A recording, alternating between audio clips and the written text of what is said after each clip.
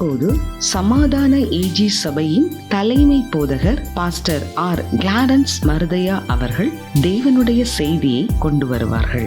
கிறிஸ்துவுக்குள் அன்பானவர்களே, இந்த நாளிலேயும் இந்த ஊடகத்தின் மூலமாக உங்களை சந்திப்பதில் மகிழ்ச்சி அடைகிறேன். இந்த நாளிலே ஆண்டவன் நமக்கு தரக்கூடிய வார்த்தை என்னவென்றால், கண்ணீரோடு விதைக்கிறவன் கெம்பீரத்தோடு கூட அறுப்பான். இயற்கை விதியின்படி ஒரு விளைச்சலை பார்க்க வேண்டுமென்றால் ஒரு விதைப்பு அவசியம். விதைப்பு இல்லாமல் விளைச்சல் இல்லை, அறுவடையும் இல்லை. ஆகவே தான் வேதம் சொல்கிறது, பூமி உள்ளளவும் விதைப்போம் அறுப்போம் ஓய்ந்து போவதில்லை. ஒரு கரையை செலுத்தாமல் நாம் அறுவடை செய்ய முடியாது. ஆண்டவராய் இயேசு கிறிஸ்து நமக்காக கரையை கொடுத்தபடினாலே அவர் பூமியில் உள்ள எல்லாரையும் கொள்ளை பொருளாக அல்லது அறுவடை செய்வதற்கு, ஆத்துமா அறுவடை செய்வதற்கு தன்னுடைய ஆத்துமாவை மரணத்தில் ஊற்றினார் என்று வாசித்து பார்க்கிறோம். நாம் பாடுபடுவோம் ஏனால் ஆளுகை செய்வோம். ஆகவே அருமையான தேவனுடைய பிள்ளைகளே, இந்த உலகத்தில் நமக்கு ஒரு கரையும் இல்லாமல் நமக்கு ஒரு அறுவடை இல்லை. சிலுவை இல்லாமல் ஒரு சிங்காசனம் இல்லை. சமீபத்தில் பெரிய ஒரு ஒர்க் ஷாப், அநேக கார்கள் வாங்கி விற்பனை செய்கிற ஒரு பெரிய இடம்.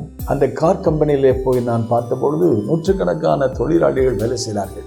அதில் அநேக வாசகங்கள் பொறிக்கப்பட்டிருந்தது. அதில் ஒரு வாசகம் என்னவென்றால், அதிர்ஷ்டத்தால் உயர வேண்டுமென்று எண்ணாதே, ஆயிராத உழைப்பினால் உயர வேண்டும் என்று எண்ணுங்கள்.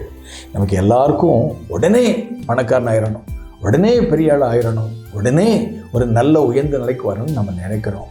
அது நல்லது தான், அது தவறு கிடையாது. சில சமயங்களில் இன்றைக்கி லாட்ரி அடித்தா நாளைக்கு உடனே பணக்காரன் ஆயிடும். வேதம் அதற்கு மாறான கருத்து உடைய இருக்கிறது. அதிர்ஷ்டத்தால் அல்ல, ஆயிராத உழைப்பினால். சமீபத்தில் நல்ல அற்புதமான ஒரு சாட்சியை நாம் எல்லாருக்கும் தெரியும். அது என்னவென்றால், 1999 வருஷம் இதே ஜனவரி மாதம் 22ஆம் தேதி ஒரு கோதுமை மணி அல்லது ஒரு கண்ணீர் விதை ஒரிசா மாநிலத்தில் விதைக்கப்பட்டது. ஆஸ்திரேலியாவிலிருந்து மிஷனரிகள் இந்தியாவுக்கு வந்தார்கள். இந்திய மக்கள் மத்தியில், மிகவும் பின்தங்கிய மக்கள் மத்தியிலே ஊழியம் செய்தார்கள்.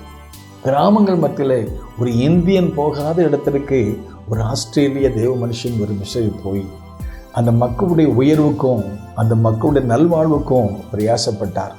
அவர் இருக்கிற இடத்துல போய் அவர்களுக்கு வேண்டிய பணிவிடை செய்து, அவர்களுக்கு ஏற்பட்ட பிணிகளுக்கு, நோய்களுக்கு நல்ல மருந்து கொடுத்து, அவருடைய ஆத்மீக வாழ்வுக்கு ஒரு நற்செய்தி சுவிசேஷத்தை கொண்டு சென்று அவருடைய வாழ்க்கையில் ஒரு மாபெரும் மாற்றத்துக்கு காரணமாக இருந்தாங்க. ஆண்டவருடைய வார்த்தையின்படி இருதயம் நொறுங்குண்டவர்களை குணமாக்க, இன்னும் சொல்லப்படுகிறது சிறைப்பட்டவர்களுக்கு விடுதலை கொடுக்க, குருடர்களுக்கு பார்வை கொடுக்க எப்படி இந்த சுவிசேஷம் புறப்பட்டு வந்தது என்று இயேசு சொன்னார். அதே மாதிரி இந்த ஆண்டோடைய வார்த்தையை பெற்றுக்கொண்டு அந்த மக்களுக்கு ஊழியம் செய்ய போன அந்த கிரஹாம் ஸ்டூட் அவர்களுக்கு நேர்ந்த கதி, குறிப்பாக குஷ்டரோகிகள் மற்றும் அவர்களுக்கு ஏற்பட்டதான அந்த காயங்களை கட்டி அவர்களுக்கு சேவை செய்தார்கள்.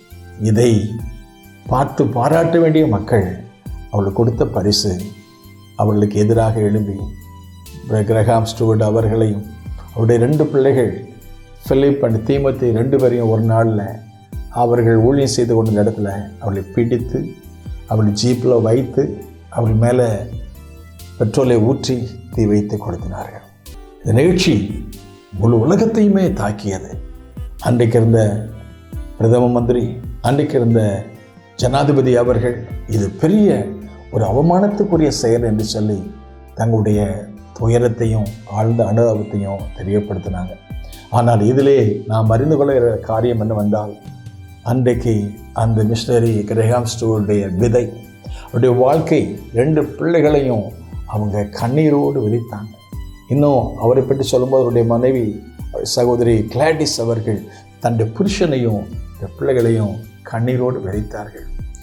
அன்றைக்கு விழுந்த விதை இன்றைக்கு தமிழ்நாட்டில் இருக்கிற மிஷனரிகளை விட அதிகமான மிஷனரிகள் புறப்படுவதற்கு அந்த கண்ணீரின் விதை அங்கே விதைக்கப்பட்டது. இந்த செய்தியை கேட்கிற தேவனுடைய பிள்ளைகளை நம்மையும் ஆண்டவருக்கு அந்த அர்ப்பணிப்போம். அவர் நமக்காக தன்னையே அர்ப்பணித்தாரே, அவர் நமக்காக ஜீவனையே விதையாக கொடுத்தாரே, நாம அவருக்கென்று அர்ப்பணிப்போம், அவருடைய பணிக்கென்று அர்ப்பணிப்போம், அவருக்காக ஆத்துமாக்களை அறைய செய்வோம், அவருக்காக கிரையும் கொடுப்போம். கர்த்தர் நம்மை ஆசீர்வதிப்பார். இந்த செய்தி உங்களுக்கு பிரயோஜனமாக நம்புகிறேன். ஆண்டவருடைய நாம் மையப்படுவதாக. May God bless you. பூமியிலே சமாதானமும் பிரியமும் உண்டாகட்டும்.